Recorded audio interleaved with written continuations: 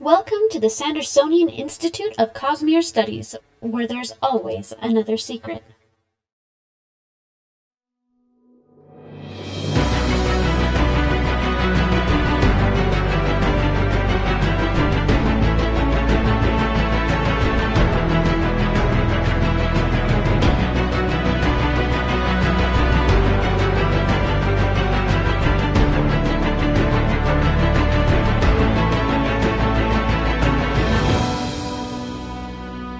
Wow. Okay, welcome back, everybody, to episode 71 of the Sandersonian Institute of Cosmere Studies. Today is November 23rd, 2020. We are recording this episode a week earlier than we normally would, but that's actually going to end up shifting things. I'll explain that later, though. I am Bill, and I am joined, as always, by my dumbfounded co-hosts, Amy and Jordan. Welcome, guys. Hello. I'm just...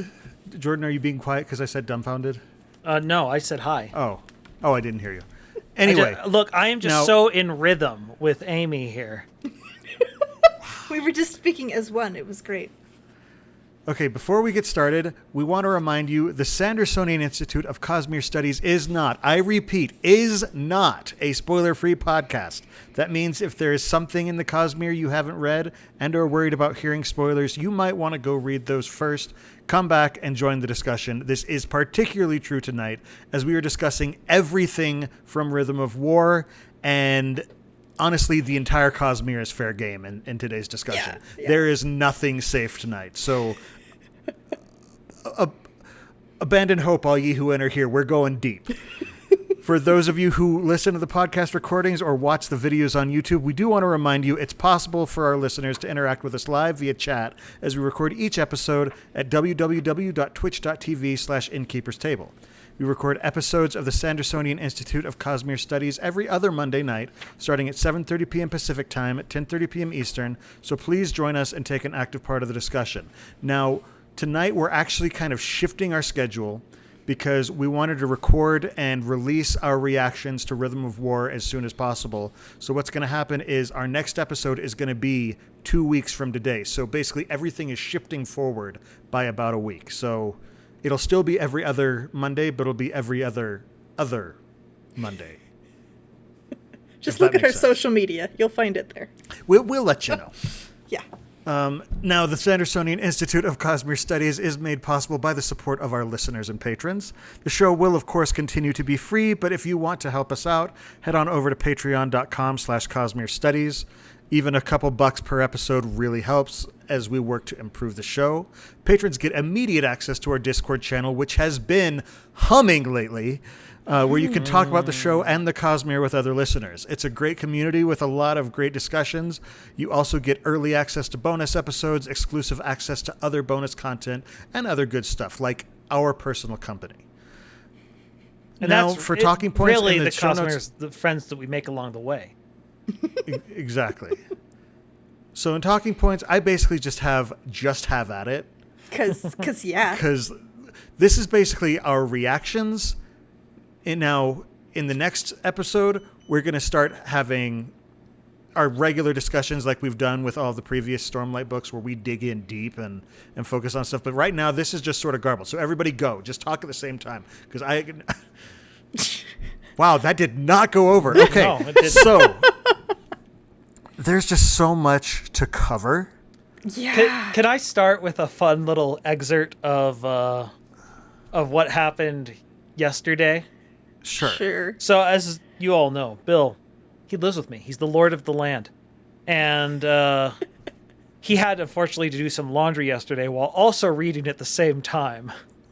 Don't worry about it. And at one point, this is the perfect summary of this book. Bill has to come in and change his laundry, and I look, and his eyes are just all misty, and he's just like, I'm fine, shut up, I don't want to talk about it. I just said, don't worry about it. I walked into the laundry room and I closed the door. Apparently, he had just got done with, Kaladin and Tien. Oh, gosh, guys. Oh, I had to hide in my bedroom several times just to not have children talking. It was, I had tears pouring down my face. Like, I was sobbing, ugly cry sobbing at that scene. Oh, my gosh. Brandon, you're not allowed to make me cry like that. I think he is, actually, because he That's does what we it pay him the big bucks regularly. for. And Yeah. there were several moments coming through. Okay, I've got a question. Yes. Because Brandon has said that there is a scene near the end of this book that he has been planning for the past 10 years 20 or years. longer. It was 20 years. 20 years since he did. So I wasn't sure, I wasn't sure if it was 10 or 20.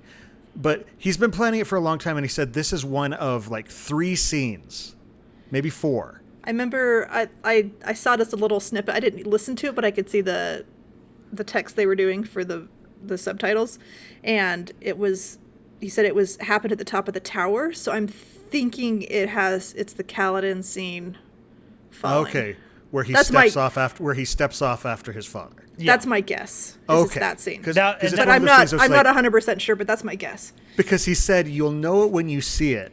And I'm like, just like, there are several that I know. Which is the one? But that was so cathartic.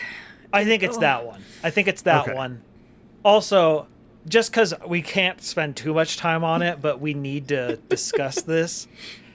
Kaladin's kill on the Pursuer is maybe the most gruesome Mortal Kombat fatality I have ever seen in a book, and it is amazing. The gravitation decapitation, just I needed that so much. I think this actually beats Vin bisecting Lord Venture. yes. Oh, yeah. That was the top. And then, I saw somebody doing a competition of different antagonists and saying which one's worse, and it had Straff Venture versus somebody, I think it was Moash, and I was like, oh, it's so Moash. That's not even a competition. It's Guys, Moash is just irredeemable. yeah, he can. I'm glad Redemption that he does got. not equal death. Redemption equals Yeah, I'm glad that he's less of a threat now, but I still want him to burn in a fire, and I don't say that about many people because I'm usually not that violent, but Moash just makes me exude that feeling. Yeah. yeah, he's a bit problematic. If you ask me, I just can't see a way for him to be Get out. redeemed after this. For our audio-only listeners, Jordan has put on a pair of sunglasses and is acting very smug. He's very pleased with himself right now for the audio-only listeners.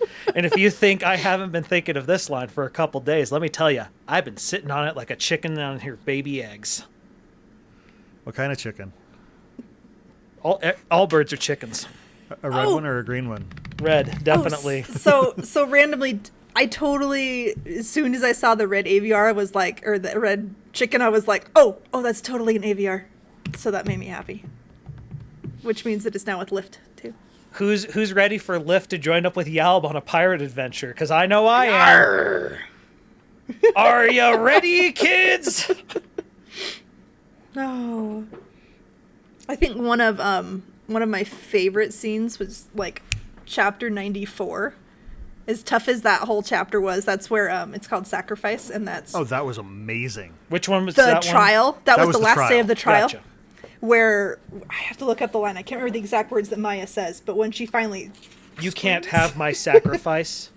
I'm gonna find it. I Not think his, mine, my sacrifice. You cannot have my sacrifice. Yeah. Yeah. Okay. So Let's act. This might be a good place to start because we're obviously already going everywhere. What did you call as you started reading it? Because I feel like the Maya thing was pretty well telegraphed. I called that one. I definitely called that I didn't one. know that she was going to be the third witness. I didn't know that she was gonna talk, but I knew that something was gonna change with her.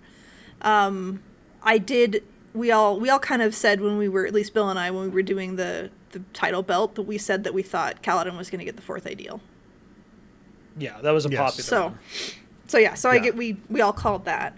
I'm trying to think what else. And I think everybody who has been predicting a 4th ideal is pretty much right. It's accepting that there are others. Yeah. The wording that Brandon did was one of the least clunky versions I've heard of it, and so I think he did it very well. Yeah, I mean, he's gonna have the time to sort it and get it just how he wants it, compared to us trying to just come off top. Well, of and our it's head. why I think it's the scene that he's been thinking of for a while. Oh yeah. Uh-huh. then, so that one was a big one that I called. I also, I wish I've always had this theory that the recreants, the knights forsaking their oaths, had always been an agreement between them and their spren. But I'd never really vocalized that one, but it just had never made sense to me that they just sort of do that and, their spren have no recourse. Away. But I wish I had thrown that down on paper, because I don't get points for that, because I just realized, crap, I never vocalized that. Oh, I get no credit. Pixar didn't happen. You want to know what I called? The Lord of Scars. Darn straight. Because I did not. Who is the Lord of Scars? All over his forearm. Sorry, I'm enthusiastic, and I'm making noises that are somewhat embarrassing. No, they're not embarrassing. I'm still not 100% comfortable. I mean, I can see the connections, and I agree that it probably is that, but I don't like it as much, because I don't want him to be an antagonist. Okay, as I feel the president of the Kelsier fan club, it's time for me to plant my flag here. First of all, there's some people who are like, I don't think Kelsier is going to like someone taking his title. To whoever said that in chat, you are wrong. That is Kelsier. Because Hoyd specifically said, don't make me slap you around again.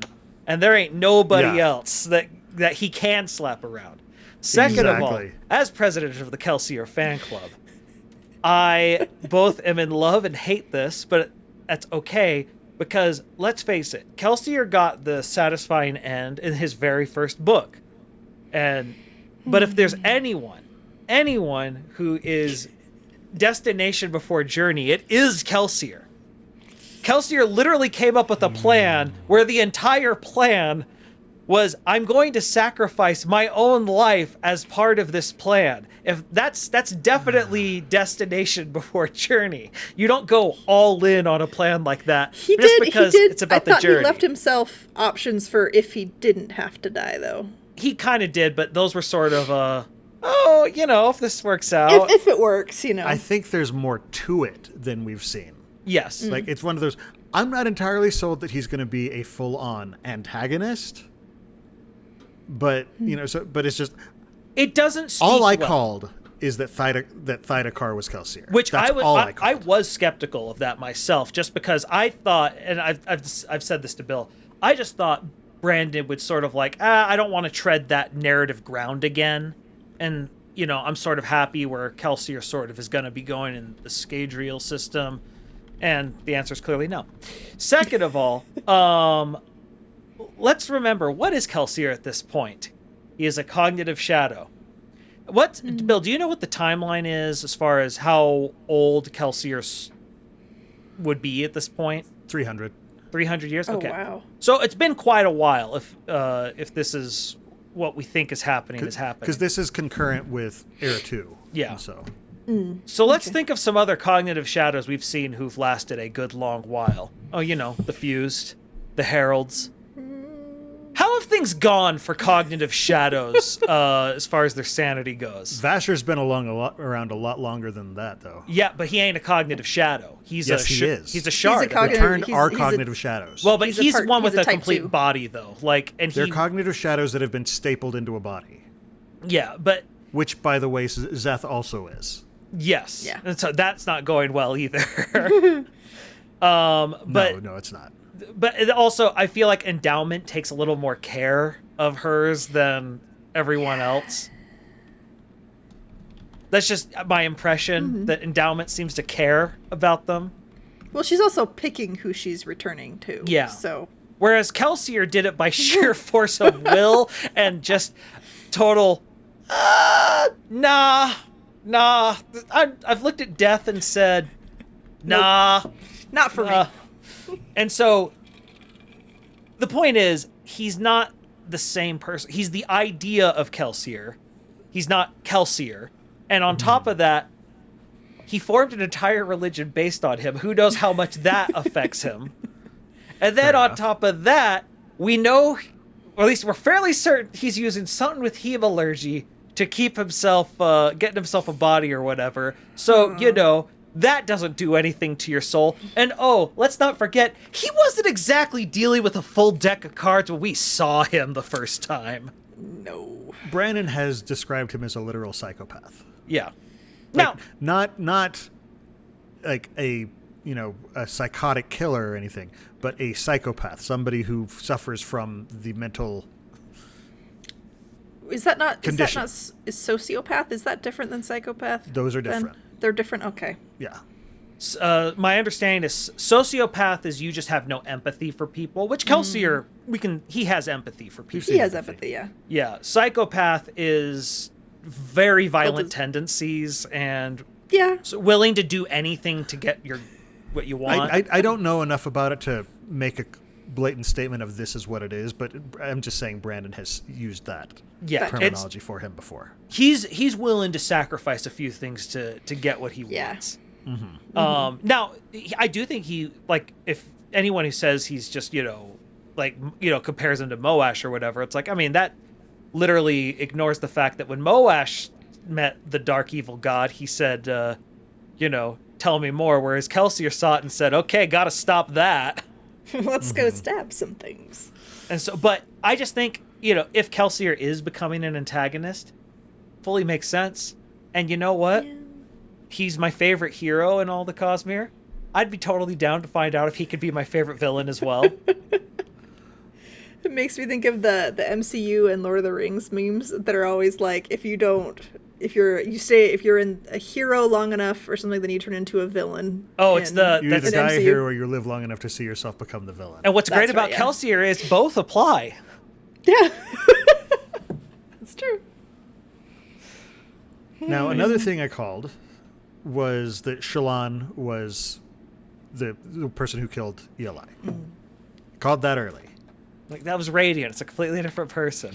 Yeah, that whole thing totally threw me. That, I did not read my girl very well. Guys, I do want to say the character death that I did not expect to A, happen, or B, to affect me as much as it did was Vale. Of all characters. And her final word, did I do good? Did I do a good job? I know. I was just like, oh. And when she died, I sitting here like, are you going to absorb into, is Radiant going to go in as well? Because otherwise, my multiple choice question on the title belt really gets ruined. Because I did not put an option for 2. I gave you 3, 1, or more, and we ended up with 2. And I'm just like, son of a gun. Well, 2 is more than 1. So, yeah. No, so I guess nobody got that one right. I think I had it. It's complicated as well, and I had to double check. If there's an it's complicated, then that's definitely the answer, because it's all sorts of complicated. Yes. It is. Oh my goodness. Now let's talk about the reason, though, that Vale went away, or that Vale came up in the first place. Well, let's see. So as soon as I saw that second, that burned out, that Deadeye's cryptic. I got really suspicious. Me too. I'm so glad. I did not pick up on that. I completely I was like, that. Wait, because it's during the trial and they bring in a Deadeye cryptic, and they're like, well, this one's a newer one, so where did this one come from? As soon as they said 10 years ago, like, because 10 years, and I was like, wait, that's when it was in the market, it didn't bother me as much, but then they said 10 years, and it's just like, it's the Incredibles. Wait a second. Yeah, I wasn't 100% sure, but I was suspicious that Shallan had maybe some part. Pattern's insistence that Shallan was going to kill him. Oh, which makes it even more heartbreaking that he's growing and learning and trusting, and he's like, and she's probably going to kill me. He is so perky. I know. That said, Pattern is no longer my favorite cryptic. I love design. Yes! She was wonderful. Oh my goodness. She was so perky and so snarky. She wasn't taking crap from Hoy. Yes, that whole scene, that was I'm irrational. I love it. Where was the line from? I actually quoted it in, we have a channel on our Discord for quotes, and I put in the quote, and it's a Hoyd going like, this is what I picked up. I bonded a monster. Oh, she is so wonderful. I just love Hoyd goes on this whole long diatribe, and that's stupid. And she could have gone to Elokar. I know. That would have been, wow. That would have been way different. So much fun, though. Oh, no. I absolutely love design. She was so well done. What, her name is Pattern, Bill. No, she was always design. Design. Now, when Pattern is introducing his friends and saying, this is Pattern, and this is Pattern. Pattern. And this is Pattern. And Shalon's like, no, we can't hear the mathematical formulas for their name.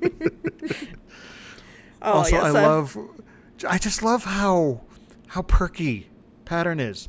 Like, she looks over, and he's just standing there just waving at her happily, and just like, what are you? I love Shalon sitting there drawing, and all the cryptics are huddled around her. She's like, can you give me more space? And they all back up, but then lurch forward more. Yeah. They're like, this is space, right? Yeah, we're totally not crowding you at all. Speaking of drawing, I love when Vale's trying to force Shalon out, so she draws a horrible picture of Adolin, and she's like, nope, not coming out. She gave him a unibrow. It's like, oh no, you did not do that to my Adolin. Nope. And she just keeps... The three is such a weird dynamic in this book, but it's so well done. Like, I love how patronizing they are of Shalon. The poor thing would wilt if she didn't get enough affection. Yeah. Then where she trolls her to try and get her to come out. Mm-hmm. It's such an interesting it was always relationship. It was always a little freaky when, especially towards the end, when like Formless/Shalon would just like boom and just take over and like shove them into little boxes and just. Well, Vale did that first. Oh yes. And I was actually really worried. As soon as that happened, I was like, "Is Vale going to become a villain?" Like, just because she stole control. Fortunately, and I think Brandon realized that would kind of be where I would jump to, is because in the first chapter after that, he's just like, they're having a conversation and it's back to normal. But I was just like, she's pretending to be Shalon. That's not okay. Yeah. I just love the reveal of course I am. Of course I was. I was your Vale. Mm-hmm. So good. Okay. Speaking of things we called, is there something? What are the things that just completely blew away that you did not see coming, even remotely? I don't want to fully open it, but Taravangian? What? Darn straight. So, was... in my defense, I said something really special was going to happen on the day of his transcendent, of his transcendent I'm pretty emotion. sure it wasn't this that you were expecting. No, I seem to have called something slightly different than becoming, I don't know, ODM.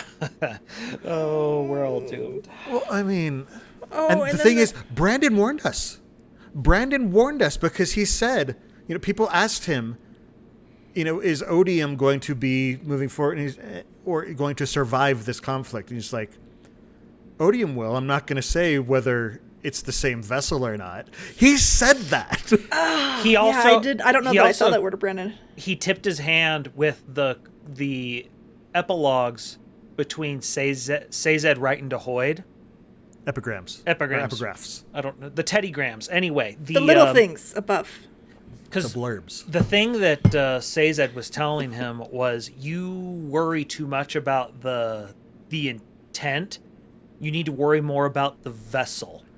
And he's telling him, he's like, now, this is a little bit of a, I'm splitting hairs a little bit with this, but I think you need to be more afraid of the vessel. Of race. And it's him just telegraphing the fact that, because then at the same time we're seeing the Taravangian chapters, we're seeing that the vessel is weak for Odium, leaving the door open. Speaking of one of my crazy predictions that we did, and I said it mostly as a joke, was Harmony is going to intervene. He seems like he actually is ready to get involved. We got a couple more shard names. We got 4 more shard names. Oh my goodness! Names. We got Invention and Whimsy. And I think we also got Cultivation's actual name. Oh, did we? At one I point don't they remember referred it. to it, and I think that I let me have see if the can I have the find copper it. mind open. I'll grab it. Real quick. I do too.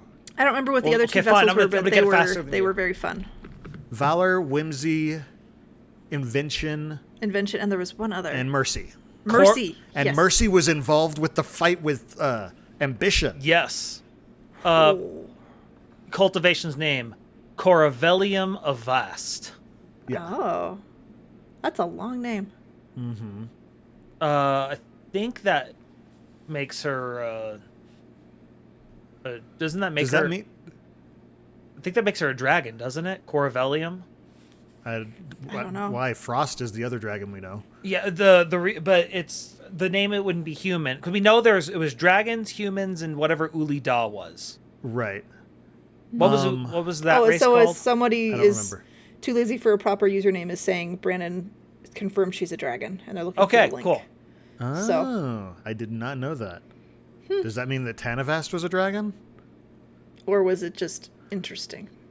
She and Tanavast were once romantically involved. Well, I mean, we know they have a Oh. child. And Hoyd saying there was a dragon on Roshar that could be her then. So they give the Oh, link gosh. for it. So, So thank you. much. So would that mean that her metal would be Coravellium? I think it'd just still goodness. be Coravellium. Because that's long enough for a name. Coravellium. Maybe it's a Vastium. It could be a Vastium. All I know is this book was so Cosmere rich. Oh, yeah. And we're not even getting into the plot. Like, Just the random tidbits. There were so many crossovers in this.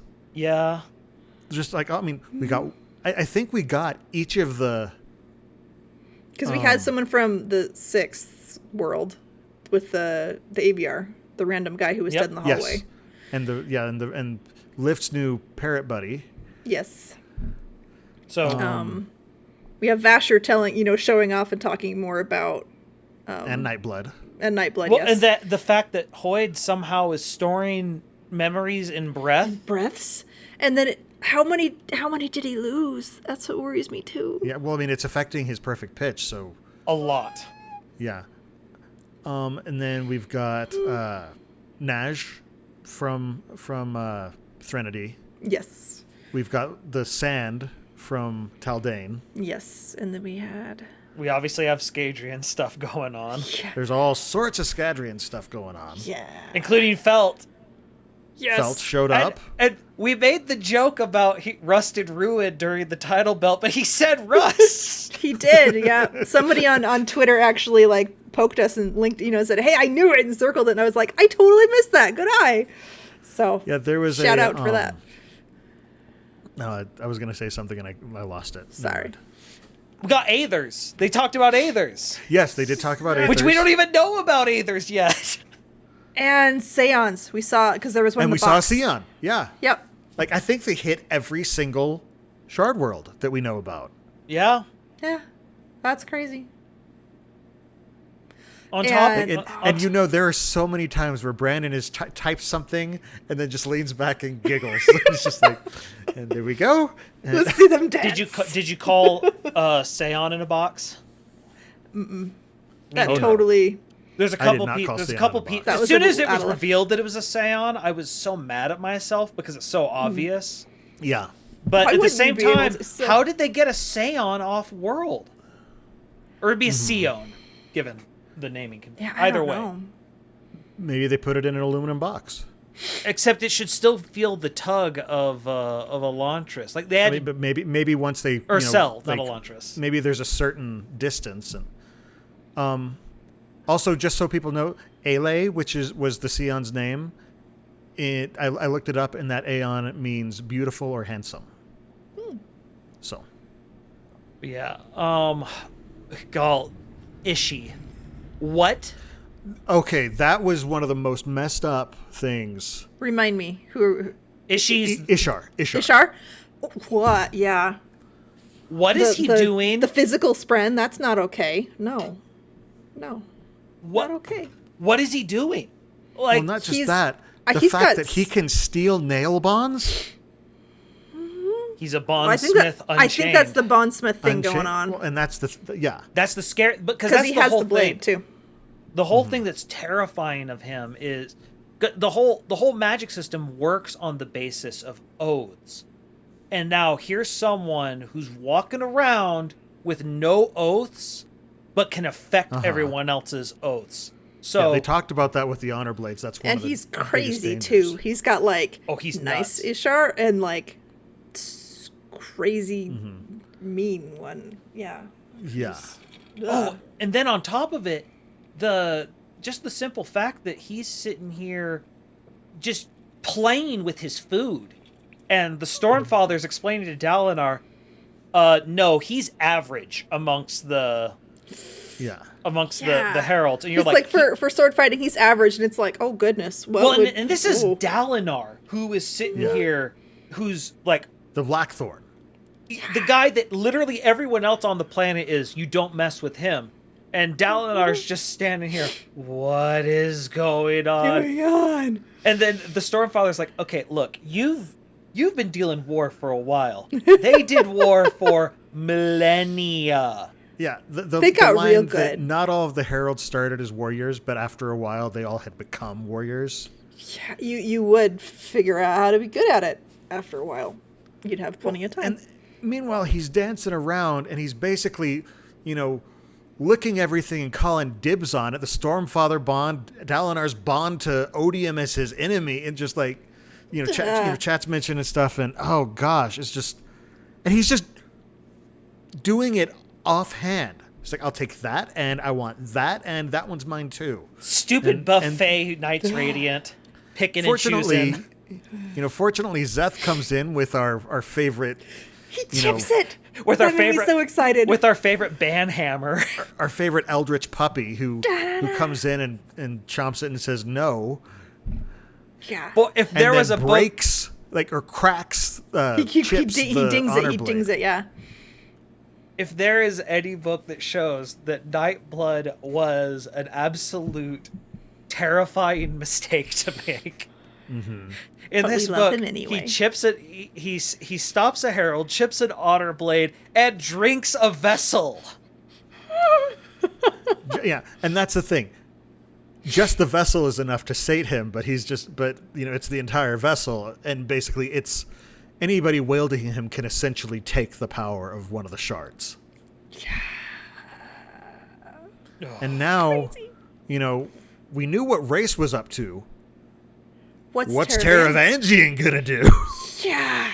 Well, it's not like he absorbed all the memories of a very important person. Oh gosh, Oh. my That head worries me. hurts.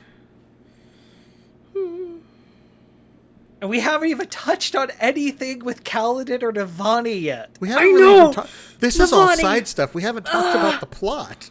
Oh my goodness. I was reading when the singers and stuff were getting ready to invade Urithiru, and I was reading it like across from my daughter, and she doesn't know anything about what?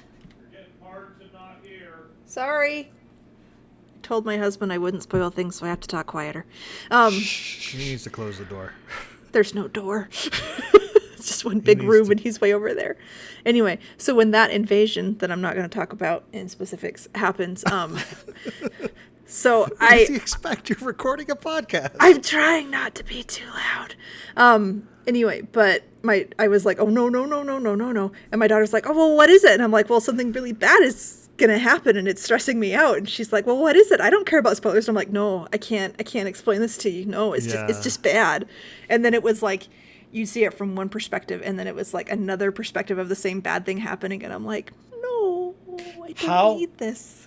How terrifying, just from a horror perspective, are the deepest ones. Oh, Gosh. they're freaky. The creepy grabby hands. The no clip mode fused. It's like, I don't know if you were one of those kids who I had a bunk bed when I was a kid, and I didn't want to get off it in the dark because I didn't know if something was going to grab my feet. That's what it was. It was the deepest ones. Yep, they're freaky. Oh man. Raboniel, so interesting. Raboniel was a fascinating character. Oh, she gave me whiplash. She is one of the best characters I think Brandon's written.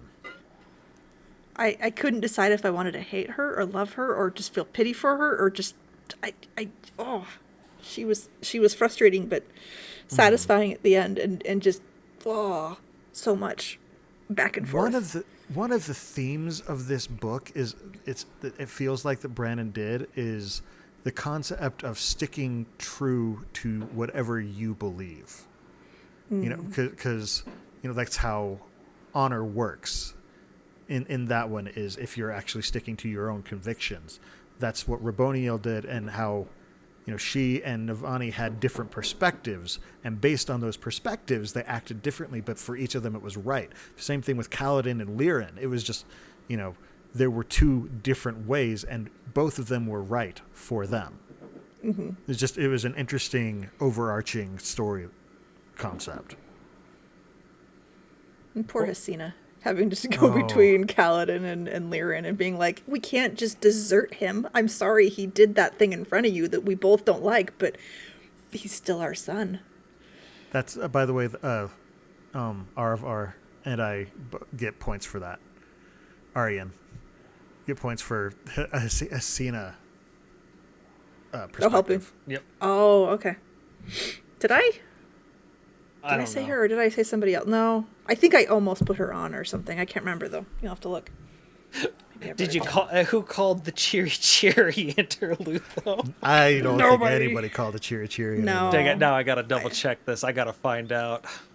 So I have, like, If notes anybody here from put before, that. but If But somebody that put was Cheery fun. Cheery as a perspective, Then- somebody's cheating. Well, gold look, star for you. I've been sitting here trying this. Look, the Rhythm of War Championship was basically me trying to backdoor into who's a beta reader or not. And so far, no one has quite exposed themselves, I don't think. But now that we've gotten here, let's see. Did anyone Jordan, say... Brandon exposed literally all of them in the acknowledgments. Well, yeah, but they could go under a different name. Different username, yeah. They're trying to throw us off, man. See, did anyone say Cheery Cheery? Cheery Cheery. No. I wonder if this Do kid I- Aiden's going to become important. Did I get any points for saying the Aiden scenes? Because I said, like, some random person seeing something, or is that too vague? I don't know. We'll find out when I get actually to scoring it. Okay. So, hoping. listen, anyone who, just as a side, for the Rhythm of War Championship, well, Jordan, who won? Look, I power bombed through this book to get ready for tonight, Yeah, we're still recovering. and I will let you know later. You think I've counted the number of times people use storms as a swear word? Heavens no. Oh man. Oh, man. I just... Oh, So who's liking Yes, No, and Wit? that is, called that's all that? That's Wow. interesting. Yeah, I mean, honestly, it's one of those like, well, I mean, it works. if they're both happy with it, then okay. I love it. But yeah, oh gosh, guys, this book, and I'm going to say this, I've said it multiple times already over the course of the episode, and I'll probably say it more. This book. Okay, then on top of it, on top of all this stuff, we finally get to see the sibling, and it really is a child. Like, it's very childish, very naive for something that is so vast in its power. I didn't think about it that way, but you're right. Because, I mean, it keeps saying, well, I can't trust you. I can't trust you. And it's like, well, the alternative over there is really not great. And if you don't choose to go with me, then you were choosing to let that happen. That kept bugging me, that it was always, and I'm sure it worked well for plot, and it did, but it was frustrating to see if the sibling had said it just a little bit earlier or just a little bit earlier. But I mean, she was still being listened into, so Well, it and may not have fixed it's it a anyway. kid who's been hurt. Yes. Yeah. So I'm not saying it But- doesn't make sense, but it was just frustrating to be like, oh. Okay, so I love the combination of odium and honor is war. Oh yeah. And I love Warlight what is the combination of honor and hate. no, it was of honor and and cultivation. Well, from Lifelight. her perspective, she called it science. The combined song. And as a scientist, I'm like, yes, but also, did anyone else, when she referred to the Song of Science, I just hear, hello, darkness, my old friend. That's a different thing entirely. No, the scene where they discovered Warlight, where they were singing, and that was just beautiful. That was absolutely beautiful. That was one of the scenes where I'm just like, if we ever do get a, film /series /something production, that scene is going to be amazing if it's done right. Oh yeah. Then that was beautiful, and just all their little debates they have were so good, because not even debates, the jam sessions that they would have. That's one thing that I really like about Brandon's writing, is that he's able to get multiple perspectives. He doesn't just put up, shallow concepts for a different art, to the point where I was actually watching part of one of the videos that he put up, and somebody was talking about they said that he'd made an argument, he had Yesna make an argument that was just a stereotypical one that religious people assign to atheists, and Brandon said no, that was actually my perspective, that's what I believe. And and it was just really fascinating, because he's like, this wasn't an atheist idea that he was assigning to somebody. He was like, this was actually like something that he personally believed. It was sort of an interesting concept. Like, he's just able to mix it in so well that you don't, you can see multiple sides of a conversation. Well, and that's sort of the thing that's so interesting about this war, is the longer it goes on, the more the battle lines get blurred. And that's sort of the whole point, is there's been all this gatekeeping going on. And that's sort of the root of the Raboniel Navani conflict, is Raboniel being like, it's like, well, no, you're not of this world. And she's like, I'm a child of it. Like, I'm literally of this world. And well, no, you're not, because of this. It's like, if odium is one of the pure tones of this world, I'm just as much a child of it. And it's this conflict of what's the and it gets into all these complicated issues. It's like, well, why are the few so adamant against hating humanity? Well, it's because their memory goes so far back. And it's like, at the same time, they're trying to punish humans who their grandfathers' had nothing to do with it. And at what point do you get to be the ones who live there? And at the same time, it's the way they treated the Parshmen was horrible, but at the same time, it's how they were always trained, and it's all so muddy. And the same concept was like the root of Adolin's trial. Yeah. Can he be blamed for the sins of way past generations, his ancestors? It was fascinating. And that's why it's the only logical answer at the end of this is the Raboniel answer of, I don't care who wins, I just want it to be over. It needs to be done.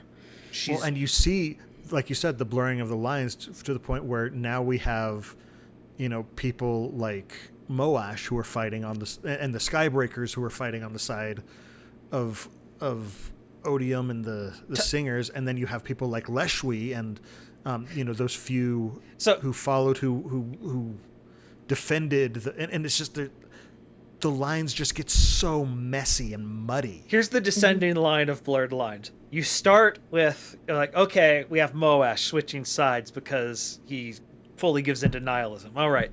Then you get to people, okay, well, Venli, who now has a Void Spren and a regular Spren. And then, like, okay, Leslie, a Fused, she's switching sides. Okay. And then you have Renarin. Oh, he has a corrupted Spren. And then you get to Relade with a corrupted Spren, but he's a Parchman. And we still don't know what Syanat's up to. Also, we didn't really get the payoff of what was happening, because she was going to send a Spren to Mraize. Or to Mraize's We don't people. know. Mraize is assuming that they're going to bond, but there's no promise there. We didn't get a payoff for that yet. Nope. No, we didn't. We just did know see that her this send Spren one was sent. off. Yeah. Oh, man. It's... Oh, man. Speaking of we don't have a payoff yet, what the crap is L? Yeah. I don't know who Elle is either. Oh, L. Because they I kept don't being... Like, I got kind of lost in who was who in the epithets. Epithets? Anyway. Epigrams. Whatever. Epigraph. Whatever the little text Teddygrams. is above the chapters. Those things. Yes. Yeah, like Blurbs. I kept getting confused, especially with the later ones, because I wasn't like the Rhythm of War text ones. Brandon Well, because- typically does So this, like though. that was Navani and Raboniel. Raboniel. But Brandon tends to do this. Like, there's a set of... There's typically at the beginning, the epigraphs, whatever, are for this book. But the last set of them tend to be stuff that's actually highly foreshadowing and stuff that only makes sense in post. Retrospect, After yeah. you finished, yeah. Speaking of, paragraph 1 of the diagram. If we go back... Oh, gosh. Oh, here we go. What? It's where did I have this? Here we go. You must become... Yep. You must become king. Period. Of everything. Capital E everything. Oh man. What we thought before was, holy crap, all of Roshar, to which it laughs in Taravangian.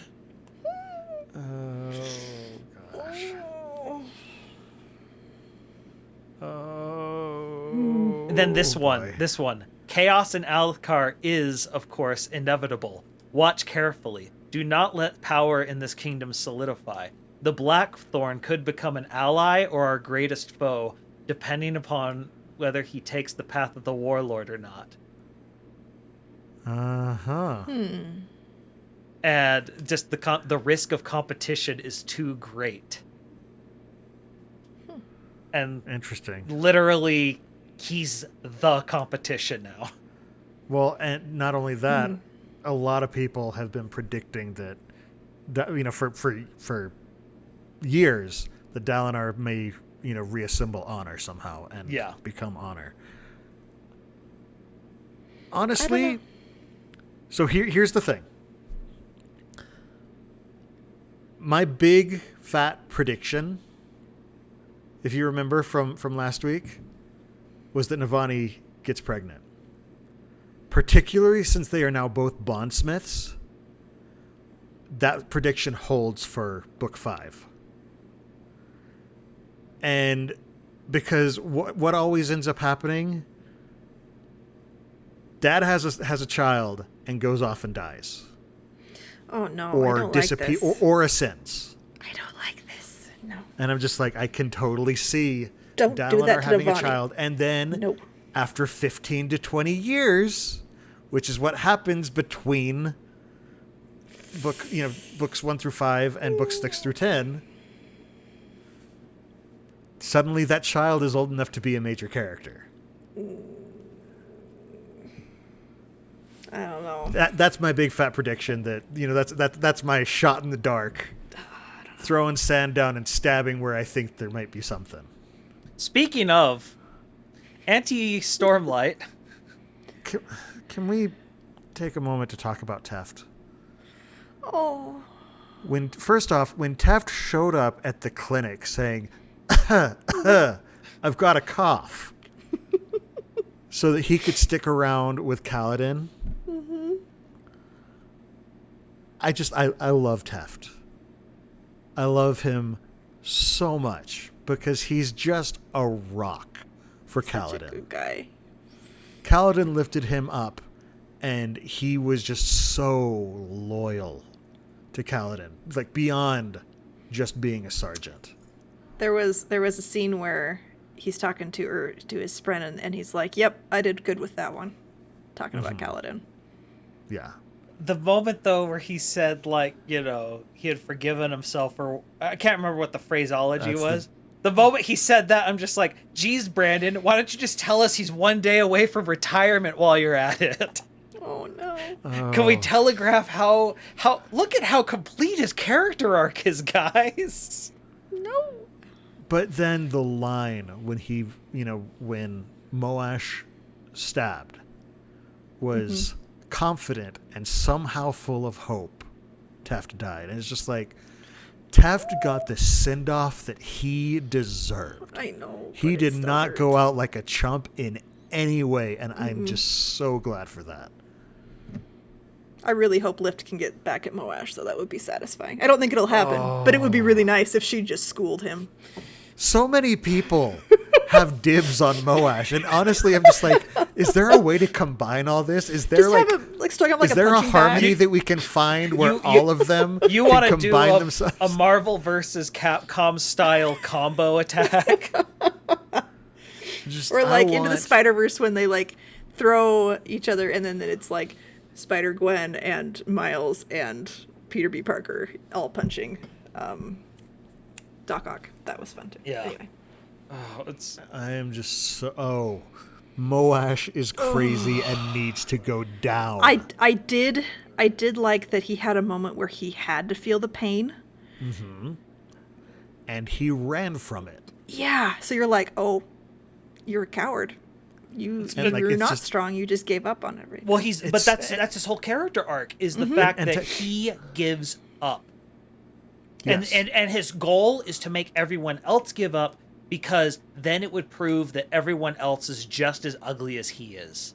Yep. Because his whole thing is that this world is messed up, and everyone needs to get dragged down. Yeah, everyone needs to be dragged down, and so any sort of being amazing and better people disproves his entire thesis. Yeah, I was so worried when it was just him and Ivani in that one room with the spire, but she got him good. Oh, okay. I love Navani setting up the pain trap, and the fact that she's not immune from it at all. Nope. She's just tested it on herself, so she knows what to expect, and so you want to like if her and Dalinar do get a kid, talk about how tough this kid is gonna be. Oh man. Just. You shouldn't be so trusting. Next time, don't be so trusting. It's just like, oh, she threw it back. She turned it around on her. And then, okay, guys, this is a family-friendly podcast, so we can't say the full line, but it was so great. Journey before destination. Yeah, I really Navani. I really didn't take Navani as the first one to get to swear while swearing an oath. I really thought that'd go to like Lopin really or Tef. swore an oath. Yeah. Nice. But I was super worried during that whole crescendo of his, like where it was building and building and building, and it's finally better in one big boom. Okay, the fact that she realizes she created antimatter bombs, and she like by telling her people, like and the fact that she tried to set Raboniel up with one, and it's just like, dang it, there wasn't enough. Well, and I love that it went off of Raboniel's reaction. She like, I just imagine like in the cartoons when somebody has a bomb go off on their face and they just sort of stare for a second and their face is all black. She Wile E. Coyote'd it. Exactly. Then Navani's beep beep. Oh gosh, it was so good. It was so good. I finished reading the book and I immediately started listening to the audiobook. I'm already in chapter 5. The other thing that's interesting, the way they describe... This is completely different. The way they described Ashar completely reminds me of Gavilar.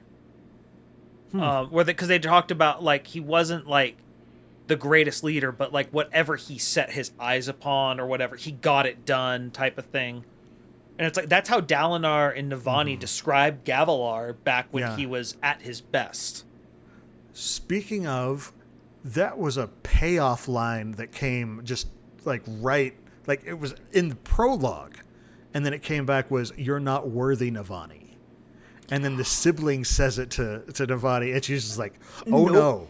Oh no. We are not doing this." She's like, "I am done with that."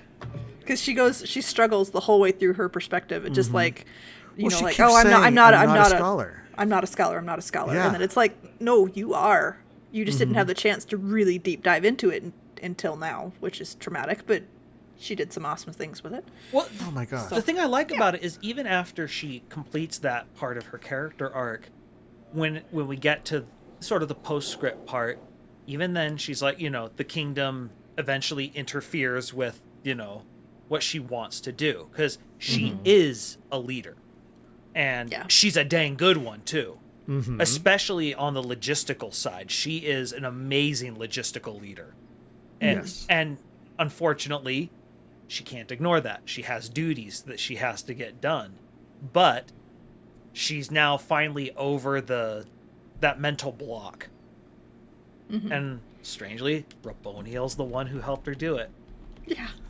Trauma. Yay. Yeah. Oh, I loved most of, like, pretty much all of Hoyd's scenes. Those were awesome ones. Every time he showed up, okay, there were so many times that like I cried during the scene where he shows up. The dog and the dragon.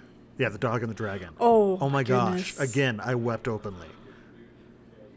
Yeah. I do love how there kept being interruptions of, wait, what? What's a dog? or what? You know, and then he's What's sitting a there dog? going, What's a dragon? and it's like, oh, we're doing this again. That's right. You live on this world where everything's gross I also and love slimy. Kaladin calling him on the BS of, no, you always bring up specific stories. This you don't get to sit here and be like, no, anything is ascribed to. He's like, sir, I am an artist. Nothing I do matters. Art simply exists. And then there's design. That's stupid. I also love, you know, Wit being surprised. He's like, nobody's asked for one before. I never usually get just asked." give stories. And I just, you can tell he's touched. Like it matters to him. Okay. Hoyd just keeps showing up and being amazing. Speaking of favorite characters and them crossing over, Wit Harsher. What? Wit. The harsh. Harsher. Oh, When harsher. Oh gosh. Yeah. Oh gosh. And basically he's just like, provoke him so that I can stab him. I need to stab. Oh gosh, Yasna was just amazing. We did see Yasna's shard plate. Yes, we did. Yep. That was that was one of the questions. Okay, but I love how people would say Yasna's ruthless, but it's calculated. Less than ruthless. Like, Yasna doesn't want to be a tyrant, but she knows what she's dealing with, and she knows with Ruthar there's no diplomatic path. And so, Yeah. she's a queen. She ain't taking the diplomatic path. And then she changes the law afterwards. Well, and that's the thing is, she kind of does take the diplomatic path. Not with Because- Ruthar, Not the though. diplomatic, but basically she takes the legal path. Yes. She tempts him to exactly to the limits of the law, makes him cross the line, and then executes it literally to the full extent. And she's made sure to tick all the boxes in preparation that she needs to, like talking to his kids, talking to his other staff, and everything else. And, then it's like, no, we're all good. As soon as that she's way. dead, she's like, healer, need a res. And then Renarin jumps in. And I love how Renarin's just sort of embarrassed. He's like, I'm sorry, Dad, I thought you knew. I thought you knew about this. Oh, it was so much fun. And it's like, all right, and we're now officially complete with the Sadius plotline. Oh yeah, that's done. That's boring stuff now. Yeah. All the little fish have been dealt with. Now it's the really big fish that are scary. Okay, so I've made my big fat prediction.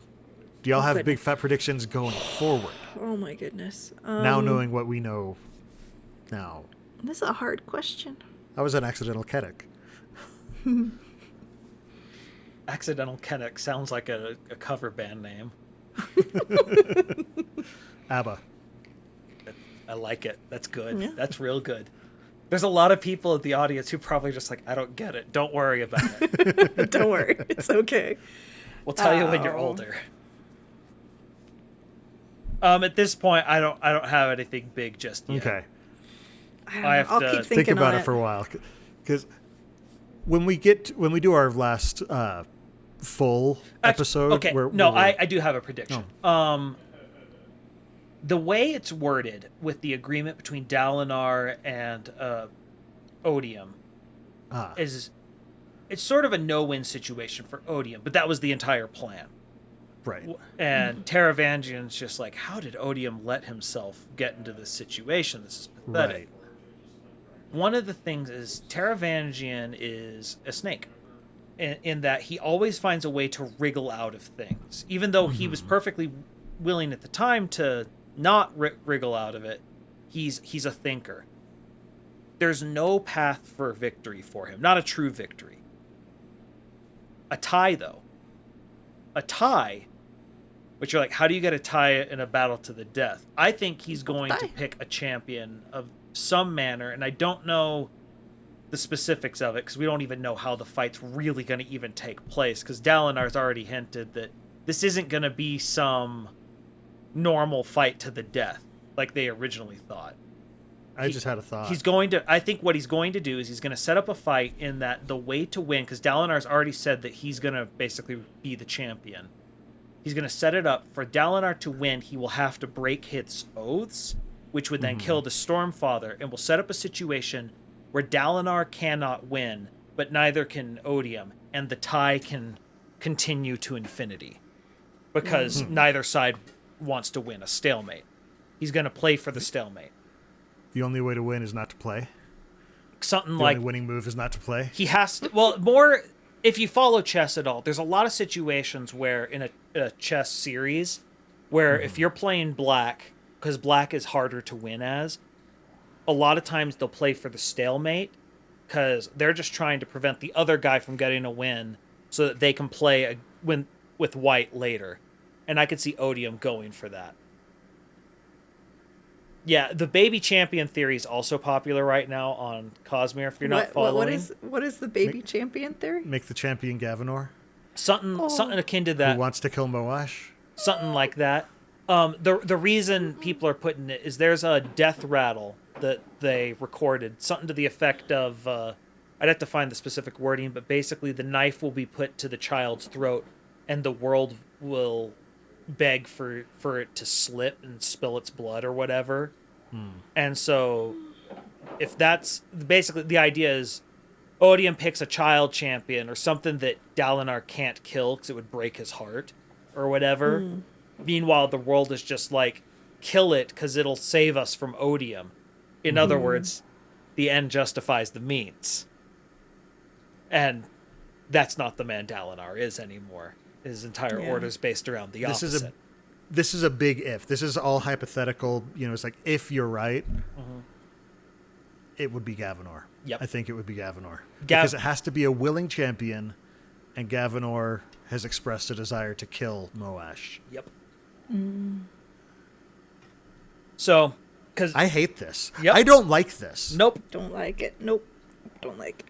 But No, I absolutely hate this. But that's the entire point. The entire point is Taravangian is willing to do horrible things before he became Odium, if he thinks it will save the world. And now he's got insane delusions of grandeur of, no, I'm going to save the whole universe now. Guys, we haven't even talked about Kaladin. Nope. About John McCaladlane. Yep. Oh yeah, I didn't make the comparison until people in Discord were talking about it, and I was like, yep, totally feels like that. The John Die Hard.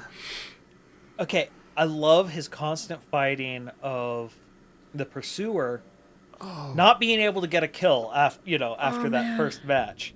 Yeah. But the point is, he officially beat the pursuer at minimum 3 times, all without his full powers. Because the first time he kills him, it's in the dampener field. Yeah. Then he beats him in the because the first time he just sort of escapes. The second time, he then he's able to trap him in the doors because he just pulls the old switcheroo on him. Oh, that's right. So he's stuck inside it. Yeah.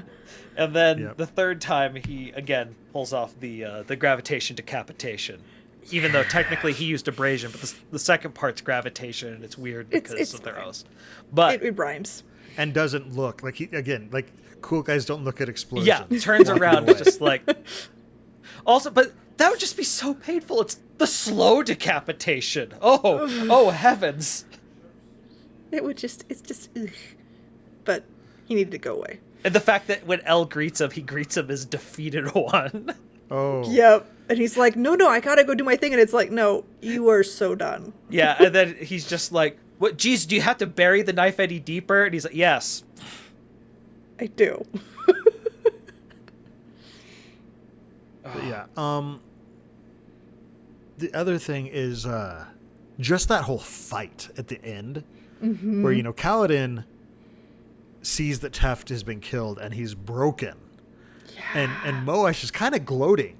Well, He's but like, oh, what's, look, just wait. This is going to destroy him. Well, what's the one thing Moash told them? Leave him Everyone will die. alone. Don't go after him, because then he'll become like this angel of vengeance thing. Don't do it. Don't. Moash is. We hate Moash, but Moash is right about Kaladin as far as does know. Don't do it. Don't do it. And you gotta do it. Don't you do it. Gotta do it. You did it. But you shouldn't have gotta done that. But when he goes and fights him and is just like, and first off, I got a little confused because we see the fight from Kaladin's perspective, and then suddenly we see it from Vinley's, and it takes a step back because it talks about how the thing teleports and Kaladin reaches out and snatches him out of the air. It's just like, oh dang, and then we see Vinley see that, but the moment where Kaladin stands on top of the husk and is basically just challenging him when he knows that he, is in his last form, and it's just like, dang. So okay, but the thing, like, this is Kaladin, putting his hand out and doing the. Well, the beckoning for. People sometimes forget that Kaladin is an utter mind game fighter when he gets down to it. His big fight versus Zeth. What does he do the entire time? He's just keeps taunting him, making him go slowly more insane. His entire fight with Amaram and Oathbringer. Why do you still hurt? Just breaking them down in the middle of a fight. And what does he do to this guy? Breaks him down in the middle of a fight. Kaladin doesn't just beat you, he beats who you are. Yeah. Well, and who knows better than him? Yeah. Pain is an old friend. Mm-hmm. Oh, Kaladin, you're so cool.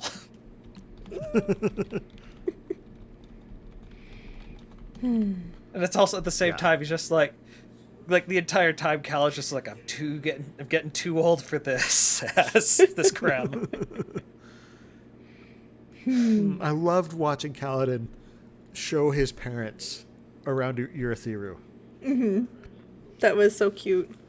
And he got his mom all the books in the bookcase, and he's so proud of it. And he got all the tools for his dad.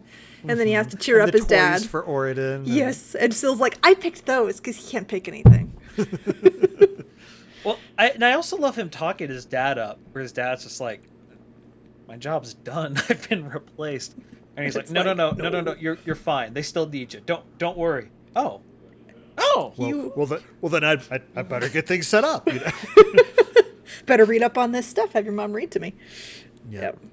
That said, Lirin ticked me off so many times over the course of this book. Oh, they're both and so again, stubborn. I love Hesina and how she steps up and she just basically kind of smacks him around a little bit. She's like, no, this is not okay. And it's just like, this is why they work. Yep. The other thing that like really resonated with me that I did not expect was Adolin's struggles with his father. Mm-hmm. I really related to it. Just his whole conversation about how Dalinar keeps thinking like, I messed up here, I messed up there, and I relate to that because I think everyone's parents do this. Did your dad secretly burn your mother to death? No, not that part. Okay. Besides, it'd be the other way around in my family. But and meanwhile, if my parents ever listen to this, my mom and dad would just be like, "Yeah, that's true. That's definitely what would happen." Okay, no. The more accurate thing is my dad would have burned himself down, and it was some sort of accident. And your mom would have facepalmed. Yes, that's the real way this will go down. My dad will die like the way Tim the Toolman Taylor should have died years ago. But yeah, we didn't expect Home Improvement references today. No, the whole thing about parents, like once you become an adult, the parents start rethinking all their decisions that they made growing up, and they won't let you own your mistakes because they keep trying to take it from you. And it's like, it's very much at a certain point, like, very much to make a WoW reference, I am my scars. Quit trying to take my pain from me, because that's sort of what Dalinar's kind of doing. Which is ironic for Dalinar to do.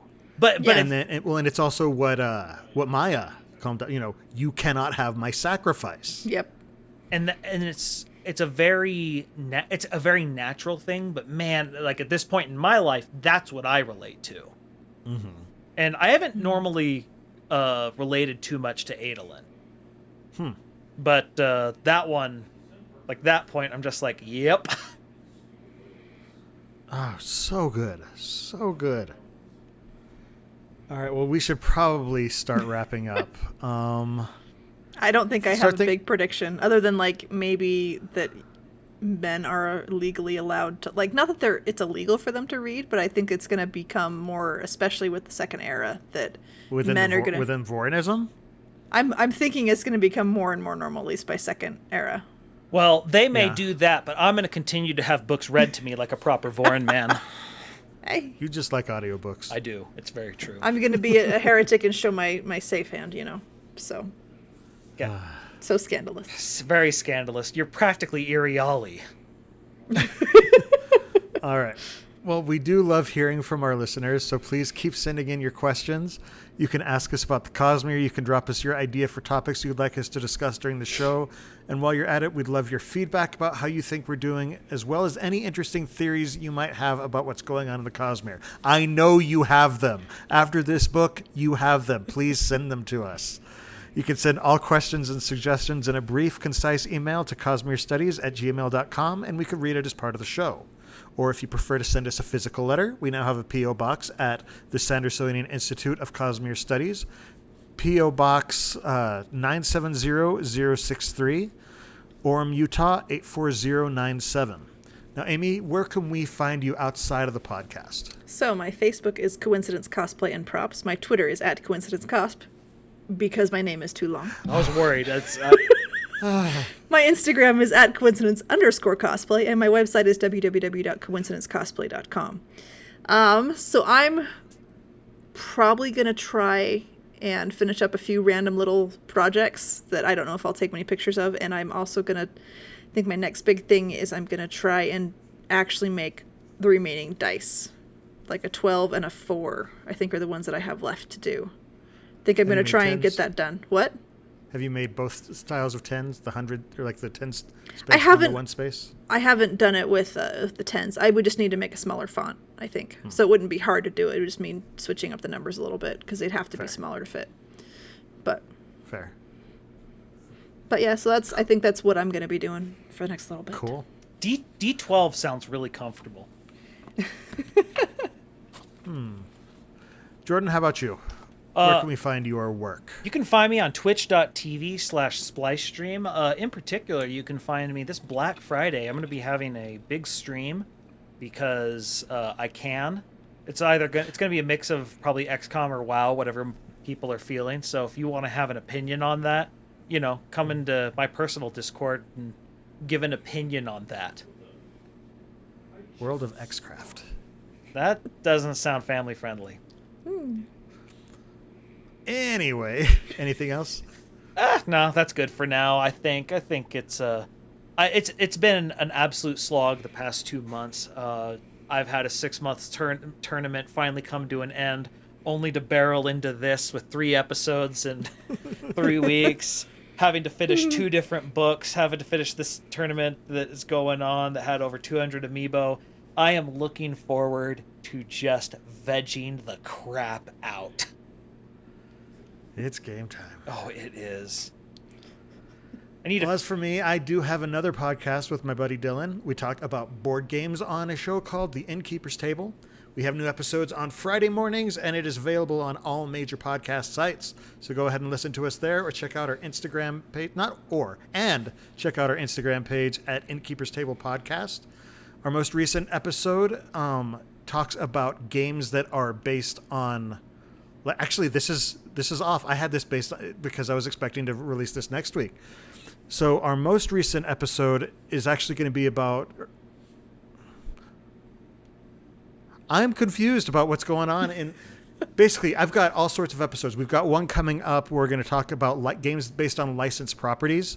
We discussed multiple games that were based on things that Brandon has written. So, if you're a fan of this podcast, that episode might be one worth checking out, since Brandon has actually come out with several board games based on his properties, or he's licensed. What do we to got other people. so far? We got Reckoners, Mistborn, and Stormlight, the card. Call to Adventure. That's right. That's right. The Call to Adventure. I forgot about that. And Reckoners also has an expansion coming out soon, and Mistborn also has an expansion coming out soon. So there's all sorts of stuff that we helped play test, Bill. Yes, we did, and our names will be in the rulebook. Darn straight they will. We've also got another one coming up that'll probably be important if you've got a gamer in your life, and as we get closer to the holiday season, because we discussed what some good gifts for people who love board games might be. I do have board game reviews over on www.innkeeperstable.com, and I post about games on Facebook, Twitter, and Instagram at @innkeeperstable. For those of you who want to support the Sandersonian Institute of Cosmere Studies podcast but can't become patrons, we would love it if you would just let your friends know about the show. Don't forget to subscribe to the podcast and to like and subscribe over on youtube.com/Cosmere Studies. And if you want to toss us a good review wherever you listen to us, please do that. We would love that too. All right, guys, final thoughts before we go. Now, this isn't final thoughts. We're going to be deep in Roshar for the next few months. Oh, I thought we were just going to go, reread Six of the Dusk or something next episode. No, I'm just really glad that I've been able to talk to people, because my husband hasn't read it. Yeah, sorry to interrupt. I did not mean that. So, anyway, that's all. But Sixth of the Dusk, Brandon, at the release, Brandon read a reading from a sequel to Sixth of the Dusk. So find you that might want to video go on check YouTube. that out. Look for it. I'm really disappointed it's not called Seventh of the Dusk. He specifically said it is not Seventh of the Dusk. I know, but I still want it. I think in the video he reads 4 different scenes. Not all of them are Cosmere, and the Six of the Dusk one is the last one. So you want to skip. It's the very last thing. So it's the last half hour or something, maybe like that. So if you don't want to watch the whole 3-hour video, it's not a half hour. It's not even that long. It's closer to 10-15 minutes. Okay. But anyway, the difference being, you'll know that he's about to read that because he stands up. And so if you're looking at the video, it's there. You can also find it on the Arcanum on the Coppermind as well. Okay, wait, is it Sixth of the Dawn then? We don't know. 6 of the midnight. But just so you know, there are Cosmere related things. It's big stuff. So we don't know if want to check it out. Yeah, it's fun. In addition to the live episodes of the show that stream on twitch.tv/InnkeepersTable every 2 weeks on Monday nights at 7:30 p.m. Pacific Time, 10:30 p.m. Eastern, listeners can find our videos on YouTube or audio versions of the podcast on iTunes, Spotify, and just about any other service that carries podcasts by searching for Cosmere Studies. You can also follow us on Twitter, Instagram, and Facebook under the profile @Cosmere Studies. And if you have any questions, feedback, or suggestions for the show, email them to cosmerestudies@gmail.com. For our next several episodes, we are going to be digging in deeper to the meat of Rhythm of War, giving it more thorough discussion. So make sure and join us live in 2 weeks on December 7th, 2020 at 7:30 p.m. Pacific Time, 10:30 p.m. Eastern at www.twitch.tv/innkeeperstable. Until then, on behalf of Amy, Jordan, and myself, thanks for listening, and remember, There's There's always always another another secret. secret. Bam.